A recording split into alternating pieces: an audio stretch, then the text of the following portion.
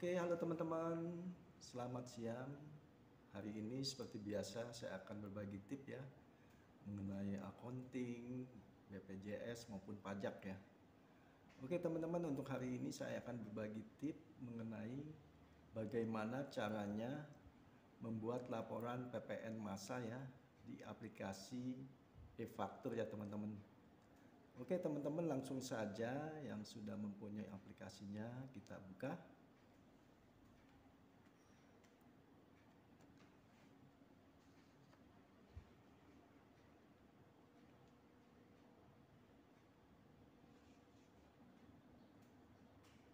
Oke, agak lama nih teman-teman ya.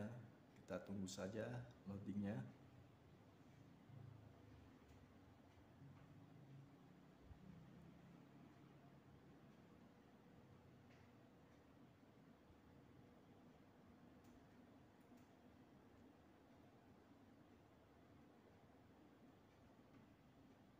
Oke, teman-teman, sudah muncul. Masukkan dulu ya ke connect-nya. Oke, kita masukkan username-nya. Lalu kita masukkan password-nya.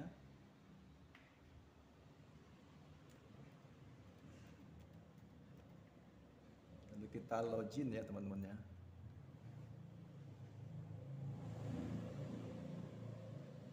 Oke, kita tunggu sebentar ya untuk loginnya ya, teman-teman ya.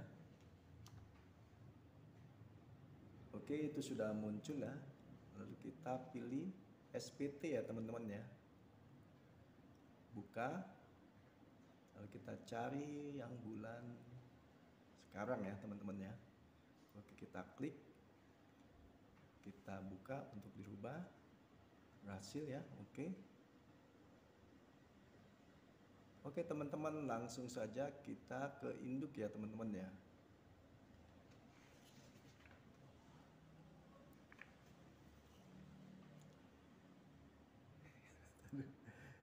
Oke, setelah kita ke induk, lalu kita di situ ada bagian 1, bagian 2 ya, bagian 2H, bagian 3, 4 dan 5, lalu bagian 6. Oke, kita cek di bagian satunya seperti apa. Nah, ini bagian 1 adalah penyerahan barang dan jasa ya, teman-teman. Di situ sudah ada penyerahan barang dan jasanya pada bulan ini berapa ya. Lalu ada penyerahan PPN-nya dipungut, lalu ada penyerahannya PPN tidak ada pungut, lalu ada penyerahan yang dibebaskan dari pengenaan PPN ya, teman-teman. Lalu kita coba cek yang di bagian 2. Oke, ini adalah isi dari pajak keluaran ya, teman-teman ya, dimana kita membuat patuk pajak untuk customer ya atau klien ya, teman-teman. Lanjutnya di bagian 2H. Nah, di sini ada perhitungan ya PPN kurang bayar atau lebihnya ya, teman-teman. Nanti setelah di cross check antara pajak keluaran dan pajak masukan akan terlihat ya, teman-teman. Lalu di poin 3, 4 dan 5-nya. Oke, di sini ada PPN terutang atas kegiatan membangun sendiri ya, teman-teman. Nah, kita tidak ya. Oke, lalu ada di poin 6, coba dibuka. Nah, ini adalah identitas ya, teman-teman, kelengkapan SPT ya, teman-teman. Oke, teman-teman, untuk memasukkan atau kita melaporkan PPN ini, yang perlu disiapkan adalah kita sudah bikin ID billing ya, teman-teman ya. Kita cek ID billingnya. Nah, ini adalah ID billing ya, teman-teman ya. Lalu kita siapkan, setelah ID billing kita bayar ya, teman-teman ya. Bayar ke bank ya, teman-teman. Nah, ini adalah bayar. Nanti di mana NPN-nya ini akan kita masukkan di dalam aplikasi ya, sehingga kita bisa melaporkan. Oke, kita buka lagi aplikasinya.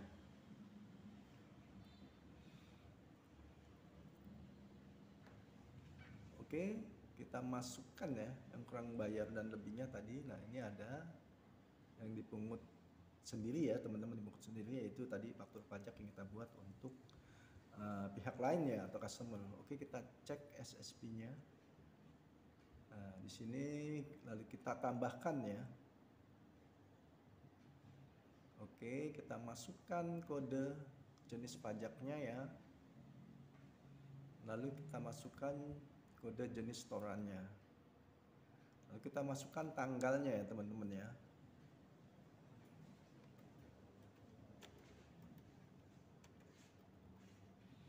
Oke, lalu kita masukkan TPN ya teman-teman. Nah, TPN ini adalah terdiri dari 16 ya.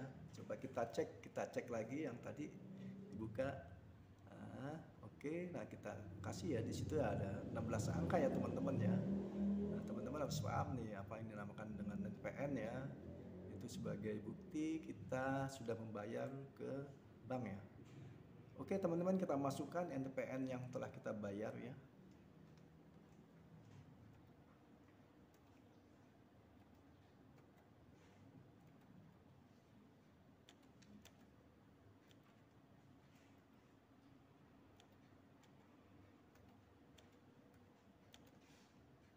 Oke, lalu kita masukkan nilainya teman-teman ya.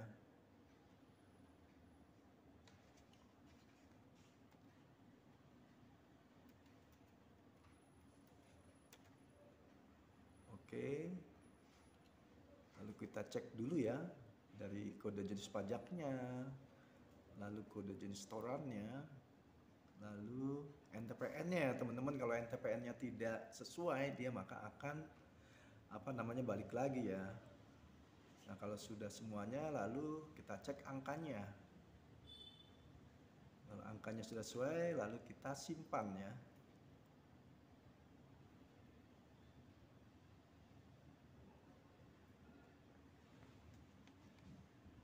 Oke, kita tunggu ya teman-teman ya.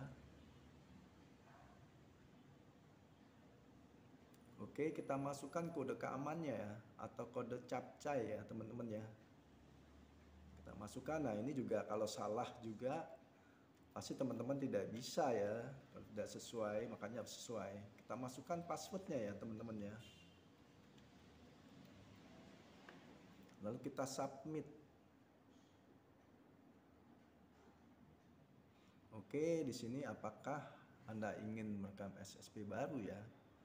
Nah, ini kan sudah sesuai ya. Kita jawab no ya teman, karena kita sudah kita sudah submit ya. Oke, kita tutup. Lalu kita cek. Nah, ini sudah masuk ya teman-teman ya. Kurang bayar dilunasinya tanggalnya berapa, NTPN-nya berapa, lalu ada nilainya ya teman-teman di situ ya, teman-teman. Lalu kita ke induk ya teman-teman ya. Oh, kita ke bagian 6 dulu ya teman-teman ya. Oke, kita harus ngisi nama kelengkapan ya teman-teman ya. Kita isi tempatnya ya teman-teman, lalu tanggalnya ya.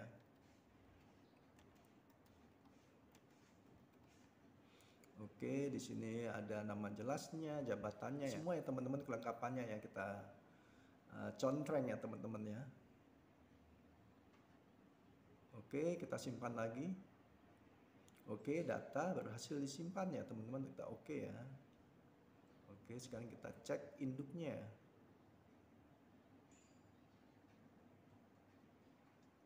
Oke teman-teman, nah itu sudah ada ya untuk induknya, bahwa kita sudah ada hitung-hitungannya ya. Berapa di situ ada penyerahan tadi ya. Penyerahan PPN yang harus dipungut sendiri ya. 241.525. Lalu ada yang namanya untuk pihak lain ya, pihak lain di situ yang dipungut oleh pemungut. Lalu ada 4 penyerahan yang PP-nya tidak dipungut ya.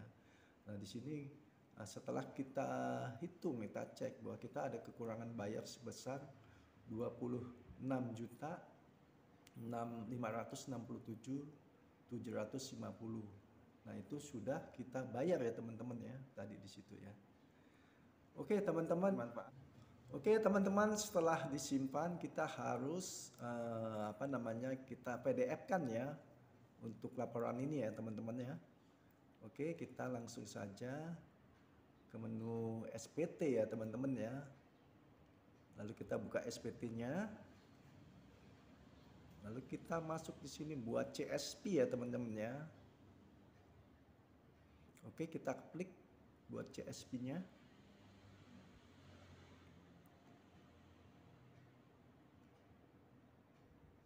Nah, masukkan ya teman-teman ya ke file yang sesuai dengan teman-teman inginkan ya. Oke, berhasil ya teman-teman untuk buat CSV-nya. Lalu kita cetak induknya ya teman-teman ya. Oke. Lalu kita masukkan ke file ya teman-teman ya sesuai dengan yang diinginkan ya. Lalu untuk cetak lampirannya juga kita ship juga ya teman-teman ya.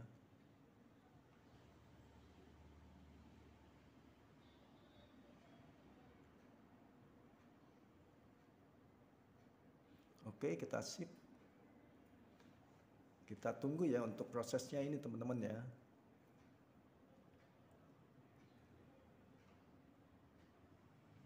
Oke, PDF berhasil ya teman-teman.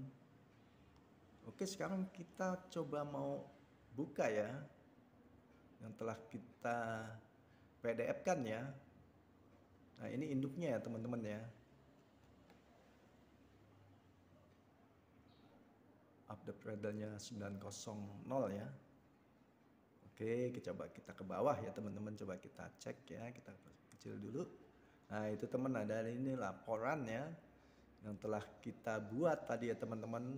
Kita buat lalu kita bayar, lalu kita masukkan NTPN-nya ya, lalu kita masukkan data-datanya. Nah, ini kelihatan ya teman-teman ya, NPN yang telah kita masukkan teman-teman ya.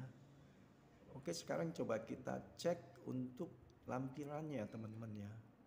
Nah, ini adalah lampirannya teman-teman ya. Lampiran untuk apa namanya laporan ya PPN masa ini ya teman-teman.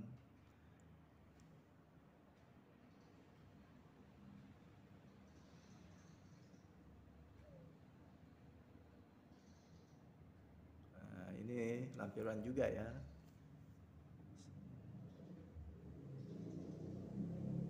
Nah, ini adalah formulir A2-nya ya, di mana kita buat faktur pajak untuk kepentingan klien atau customer ya teman-teman ya. Lalu coba kita cek lagi B1-nya ya. Kita tidak ada ya teman-teman ya, jadi dikosongkan saja ya. Lalu B2-nya kebetulan kita tidak ada faktur yang dikreditkan, jadi kita kosong ya teman-teman ya. B3-nya juga kita tidak mendapatkan fasilitas. Oke teman-teman, ini adalah bagaimana caranya melaporkan PPN massa ya, dari membuat ID billing, lalu dari ID billing kita bayar, setelah bayar kita laporkan di aplikasi e-faktur ya teman-teman. Oke teman-teman, itu saja dari saya, semoga bermanfaat.